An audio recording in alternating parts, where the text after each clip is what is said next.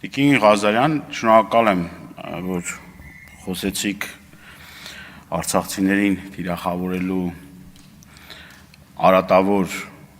երևույթի մասին։ Մեր իրականության մեջ նոր չի, որ նման խոսույթի եւ նման վերաբերմունքի են արժանի լինում արցախցի մեր քույր եղբայրները, բայց նոր իրողություններով պայմանավորված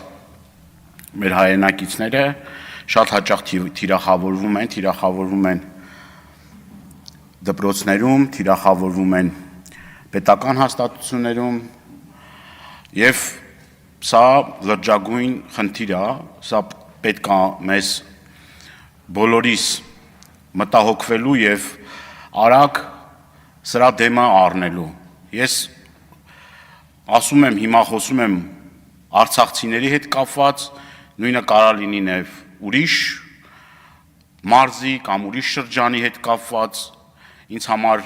հավասարապես անընդունելի է, երբ թիրախավորվում է այս կամ այն բնակավայր, ինչ որ մեկին տեղից չսիրելու, ծնունդովը տեղից չսիրելու կամ անձնական խնդիրների հետ կապված։ Ներազգային պառակտումը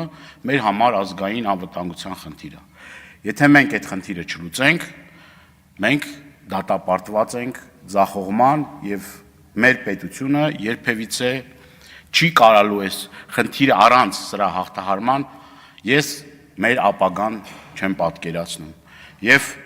անչափ կարեւոր է հատկապես այն ոչ թե ես ընդդիմադիր падգամավոր եմ դրա համար եմ խոսում, բայց շատ կարեւոր է նաեւ այն մարդիկ, որոնք որ իշխանամերձ շրջանակներից են կամ իրենց համարում են իշխանամերձ շրջանակների բլոգեր կամ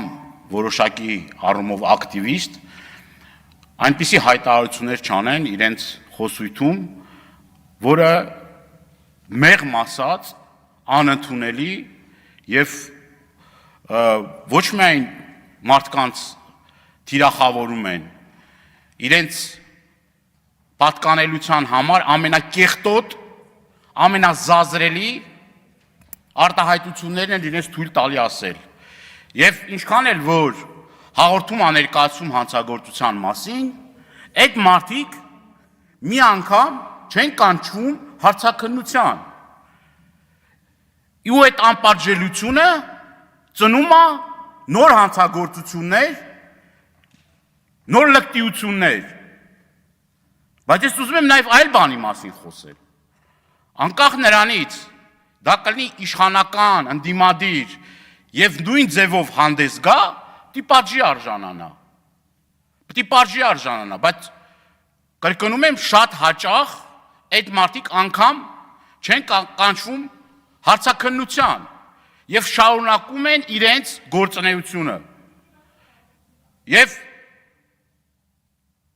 սա նորից եմ կրկնում, կարող եմ նաեւ անուններ տալ, չգիտեմ, գիտեք, մեր հասարակության մեջ արդեն գաղտնիք չէ, ինչ որ բլոգերներ կան, Ռոման Բաղդասարյան, մեկ էլ մյուսեր, որոնք չգիտես էլի այդ մարդիկ այս երկրի, այս պետության հետ ընդհանրապես ինչ կապ ունեն կամ քիչ են օր առաջ հայտնվում ԱԱԾ մեկուսարաններում։ Եվ ես նաև այլ թեմաներ կա, կուզեմ դրան էլ անդրադառնալ, քանի որ իմ աշխատանքային գործունեության շրջանակներում շատ հաճախ լինում ենք քրեակատարողական հիմնարկներում, ես նաև ուզում եմ անազատության մեջ գտնվող մեր հայրենակիցների խնդրանքներն էլ մի քանի խնդրանքներ փոխանցել նաև ձեզ, չգիտեմ ձեր տիրույթում, թե Արդարադատության նախարարության տիրույթում, վաղաժամ ազատ արձակման խնդրի հետ կապված, համաներման հետ կապված, եթե չեմ սխալվում, արդեն 7 տարի է մեր երկրում համաներում տեղի չի ունեցել։ Ես գիտեմ, որ սա շատ նուրբ թեմա է, բայց կարծում եմ, այս համաներման թեման մենք պետք է քննարկենք եւ փորձենք նաեւ սրան էլ լուծումներ տանք, որովհետեւ ամբողջ աշխարհում դա ընդունված պրակտիկա, Հայաստանի Հանրապետությունում էլ է դա եղել եւ այս առումով մենք պետք է քայլեր ձեռնարկենք։ Ես նաեւ ուզում եմ առանց որևէ էմոցիաների, առանց մեկը մյուսի մեղադրանքների նաեւ խոսել Հայաստանում տիրող ուրեմն այս քրեական միջավայրի մասին, որի մեջ շատ հաճախ, որի տուժողը շատ հաճախ լինում են մեր ընտանիքի անդամները, մենք անձամբ, ես ոչ թե իմ օրինակով եմ ասում, որ դա տեղի ա ունեցել ինձ հետ, իմ գործընկերը Թադևոս Ավետիսյանն էլ ասեց, բայց իրապես գողությունների թիվը ահավոր մեծ մասշտաբների ա հասել, օրինակ նաև, որ ներքին գործերի նախարարը այստեղ խոսում էր նաև, որ ինչ-որ դինամիկան չի աճում, նվազման տեմպեր կան, ես ուզում եմ նաև այս առիթը օգտագործել, ասել, որ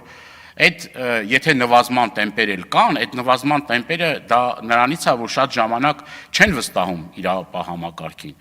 Իմ հետ կատարված իմ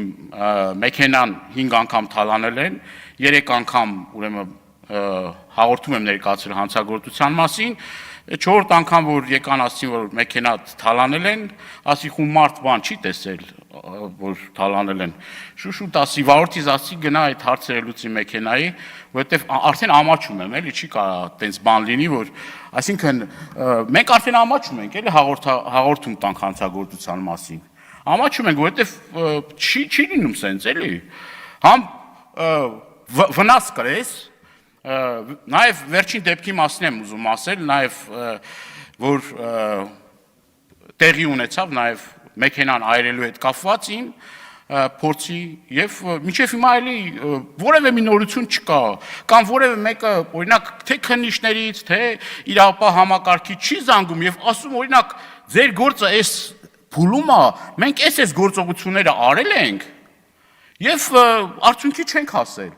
Դրա նախորդ անգամ որ տեղի ունեցավ մեքենայի գողությունը, ես եմ անձամբ հետաքրքրվել, ուրեմն այդ տեսախցիկներից տեսանյութերը հանել, տրամադրել, գործի 99%-ը արել եմ, բայց էլի ոչ մի արդյունք էլ չկա, արդյունք չկա։ Եվ դա շատ լուրջ մարտահրավեր է մեր երկրի համար։ Ես դրանից առաջել եմ ստեղ ասել, որ հարևան, ուրեմն Վրաստանի մեր եւ հայրենակիցները եւ ուրեմն մեր վրացի նաեւ գործընկերները որ